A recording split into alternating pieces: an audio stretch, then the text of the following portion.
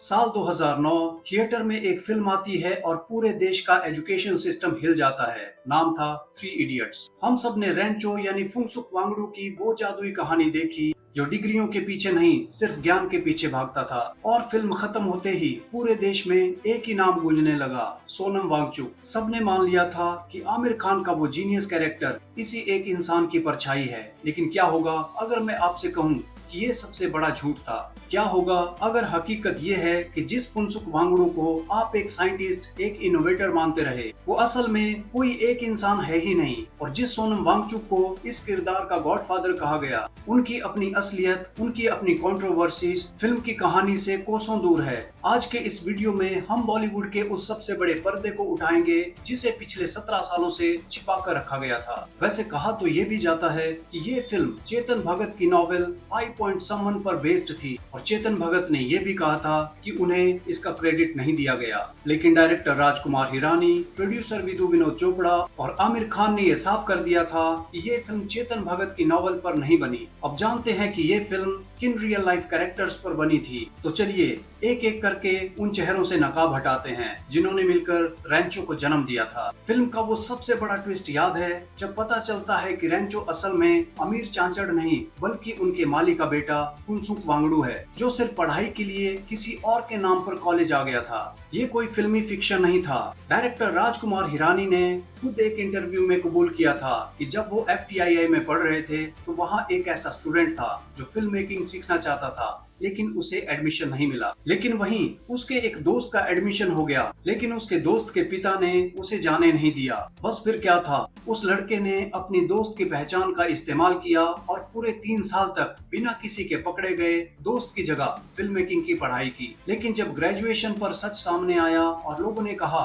कि तुम्हें सर्टिफिकेट नहीं मिलेगा, तो उसका जवाब बिल्कुल रेंचो जैसा था, मुझे डिग्री नहीं चाहिए, मुझे तो बस फिल्म मेकिंग सीखना था। और इसी घटना ने फिल्म के सबसे बड़े सस्पेंस को जन्म दिया। अब बात करते हैं रेंचो के उस एटीट्यूड की जो क्लास बंक करता था, प्रोफेसरों से बहस करता था। साल 2014 में फिल्म के प्रोड्यूसर विधु विनोद चोपड़ा ने एक हैरान करने वाला खुलासा किया था। उन्होंने कहा था कि रेंचो का किरदार किसी बाहरी इंसान पर नहीं बल्कि खुद उन पर बेस्ड था। जी हाँ, विधु अपने कॉलेज के दिनों में कभी क्लास नहीं जाते थे। वो फाइनल एग्जाम में फेल तक हो गए थे। उनका परिवार चाहता था कि वो डॉक्टर बने, लेकिन उन्होंने छिपकर फिल्म मेकिंग सीखी। जब सालों बाद विधु विनोद चोपड़ा की शॉर्ट फिल्म ऑस्कर के लिए नॉमिनेट हुई, तब उसी कॉलेज ने उन्हें चीफ गेस्ट बनाकर बुलाया और इज्जत के तौर पर उनकी पासिंग डिग्री उनके हाथ में सौंपी। जब उन्होंने अपने पिता को ऑस्कर नॉमिनेशन की बात बताई तो उनके पिता ने गले लगाने की बजाय उन्हें प्यार से थप्पड़ मारा और कहा,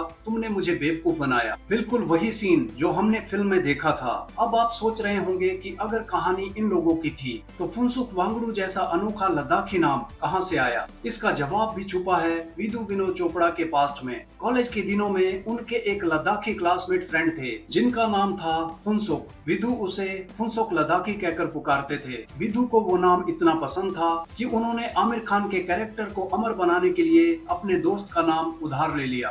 तो फिर सोनम वांगचुक इस पूरी कहानी में कहां से आ गए? अभी हाल ही में आमिर खान ने एक प्रेस मीट के दौरान क्लियर किया कि रेंचो का किरदार सोनम वांगचुक पर बेस्ड नहीं था, लेकिन इंटरनेट और मीडिया ने एक ऐसा नैरेटिव सेट कर दिया कि लोग आज भी उन्हें ही असली रेंचो मानते हैं। आमिर ने यहाँ तक कहा कि जब वो फिल्म बन रही थी तब तक वो राजू हिरानी और विधु विनोद चोपड़ा सोनम वांगचुक का नाम तक नहीं जानते थे। तो अब जरा सोनम वांगचुक की इमेज को फैक्ट्स की कसौटी पर परखते हैं, जिसे बहुत ही करीने से ग्लोरीफाई किया गया। क्या सोनम वांगचुक कोई IITian या साइंटिस्ट हैं? आम जनता को लगता है कि वो किसी बड़े IIT से पढ़े हैं या उनके नाम पर दर्जनों बड़े साइंटिफिक पेटेंट्स हैं, लेकिन सच ये है कि वो IITian नहीं हैं। उन्होंने NIT श्रीनगर, जो पहले REC था, वहाँ से मैकेनिकल इंजीनियर की डिग्री ली है। और जहाँ तक बात साइंटिस्ट होने या किसी बड़े पेटेंट की है, तो उनके पास ऐसा कोई ऑफिशियल साइंटिफिक पेटेंट नहीं है जिसके लिए उन्हें कोई ग्लोबल साइंटिस्ट माना जाए। वो एक इनोवेटर और सोशल एक्टिविस्ट जरूर हैं,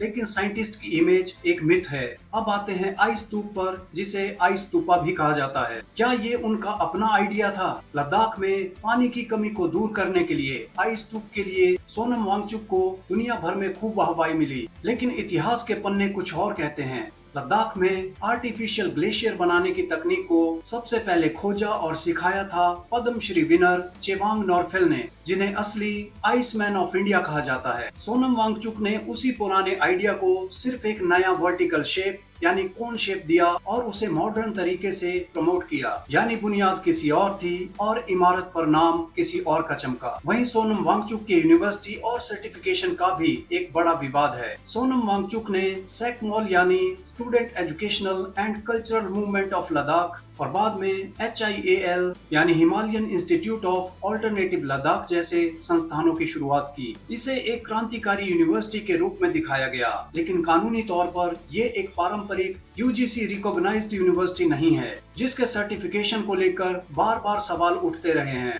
इसके ऑल्टरनेटिव मॉडल्स को लेकर शिक्षा जगत में काफी बहस रही है कि क्या ये डिग्रियां छात्रों के क्रेडेंशियल्स के साथ न्याय करती हैं या सिर्फ एक सोशल एक्सपेरिमेंट है। उनके पॉलिटिकल रूट्स और उन पर फॉरेन फंडिंग के गंभीर आरोप भी लगते रहे हैं। अक्सर उन्हें एक आम जमीन से जुड़े न्यूट्रल लद्दाखी के रूप में पेश किया जाता है, लेकिन सच ये है कि उनकी जड़ें गहरी राजनीति से जुड़ी हैं। उनके पिता सोनम वांग्याल जम्मू कश्मीर सरकार में एक बेहद रसूखदार राजनेता और कांग्रेस के मंत्री रह चुके हैं, जिनका बड़े बड़े नेताओं के साथ उठना बैठना था। यही नहीं, हाल ही के दिनों में जब उनके आंदोलनों को लेकर सरकार ने कड़ा रुख अपनाया तो उनके संस्थानों पर विदेशी फंडिंग और FCRA नियमों के उल्लंघन के गंभीर आरोप लगे, जिसके बाद सरकार ने उनके संस्थान का FCRA लाइसेंस तक सस्पेंड कर दिया था। तो दोस्तों, सच यही है कि 3 इडियट्स का रेंचो किसी एक इंसान के सांचे से नहीं निकला था। वो राजकुमार हिरानी के कॉलेज के उस बागी स्टूडेंट की कहानी थी जिसने बिना नाम के ज्ञान पाया। वो विधु विनोद चोपड़ा की बेबाक जिंदगी थी और लद्दाख के उनके दोस्त फुनसोक का सिर्फ एक नाम था। सोनम वांगचुक ने